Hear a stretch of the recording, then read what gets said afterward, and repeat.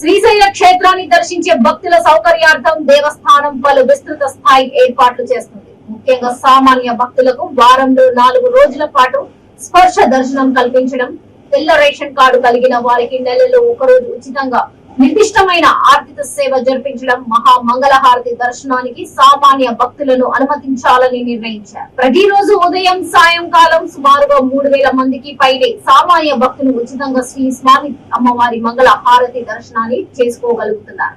అయితే దర్శనాల విషయంలో సామాన్య భక్తులకు సదుపాయాలు కల్పించే భావనతో సుప్రభాతం మహా మంగళ హారతి టికెట్లు నిలుపుదల చేసి మహా మంగళ హారతికి అనుమతించమన్నారు. ప్రతి నెల ఆయా ఆర్థిక సేవలు స్పర్శ దర్శనం టికెట్లకు ముందు నెల 25వ తేదీన ఆన్లైన్ లో ఉంచుతున్నారు. లభ్యతను బట్టి గంట ముందు వరకు ఆన్లైన్ టికెట్లను బుక్ చేసుకోవచ్చు. ఈ టికెట్లను మరింత సులభతరంగా పొందేందుకు ఇటీవల దేవస్థానం యాప్ కూడా అందుబాటులోకి తీసుకొచ్చింది.